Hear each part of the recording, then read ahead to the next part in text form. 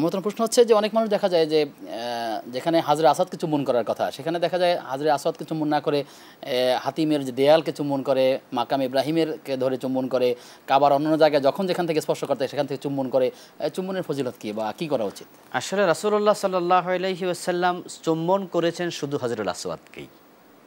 আর মাকামে ইব্রাহিম আপনার যে রুকনে ইয়ামানি, যেটা রুকনে ইয়ামানিকে ইস্তেলাম করেছেন, তিনি স্পর্শ করেছেন। এখন রুকনে ইয়ামানিকে স্পর্শ করবে যদি সম্ভব হয়, হজরত আসওয়াদকে চুম্বন করবে। এছাড়া আর চুমুর জায়গাও নাই, স্পর্শের জায়গাও নাই।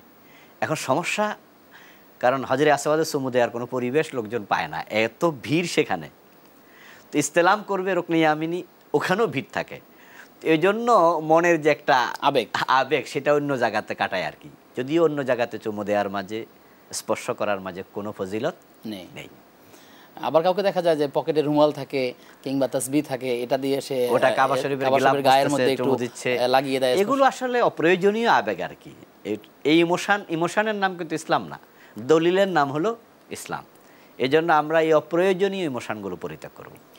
আবার তাওয়াফকালীন সময় অনেকে দেখা যায় যে প্রত্যেক তাওয়াফে প্রত্যেক চক্করে এক একটা দোয়া পড়ে, নির্দিষ্ট দোয়া না জানা থাকলে বই দেখে দেখে সকলে সমস্বরে গ্রুপ ভিত্তিক এই যে দোয়াগুলো পড়া হয় অথবা গ্রুপ ভিত্তিক তাওয়াফ করা হয়, এই বিষয়টি কি আসলে? কাবা তাওয়াফ করা ইবাদত, তাওয়াফ করাই হচ্ছে ইবাদত। রাসূলুল্লাহ সাল্লাল্লাহু আলাইহি সাল্লাম তাওয়াফের সময় নির্দিষ্ট কোনো দোয়া প্রতি চক্করে এভাবে পড়ো বলেননি। তবে রুকনে ইয়ামানিতে গেলে এখান থেকে রুকনে হজর পর্যন্ত রব্বানা আতিনা ফিদ দুনিয়া হাসানা ওয়া ফিল আখিরাতি হাসানা ওয়া কিনা আযাবান্নার, এই দোয়াটা হাদিসে পাওয়া যায়। কিন্তু এমনিতে এক এক চক্করে এক এক দোয়া, এটা নির্দিষ্ট নাই। তবে হ্যাঁ, যদি কেউ চায় যে আমি দোয়া সেখানে করব, করতেই পারে। কিন্তু চুপ থেকে শুধু যদি হাঁটে, তাওয়াফের হক আদায় হয়ে যাবে। আরেকটি বিষয় হচ্ছে যে পুরো তাওয়াফে জুড়ে রমল করা মানেটা কি আসলে? রাসূলুল্লাহ সাল্লাল্লাহু আলাইহি সাল্লাম মূলত তিনি উমরা এবং হজ এ দুটার ফরজ তাওয়াফে রমল করেছেন, নফল তাওয়াফে তিনি রমল করেননি, করতে বলেন উনি। কারণ মক্কার লোকেরা তারা বলতো মদিনায় যাওয়ার পরে ইয়াসরাবের জ্বরে মুসলমানরা কাবু হয়ে গেছে, এরকম একটা অপবাদ দিত। তো রাসূল সাল্লাল্লাহু আলাইহি সাল্লাম বলেছেন, আমরা যখন মক্কায় আবার যাব ফিরে, তখন আমরা শক্তি প্রদর্শন করব।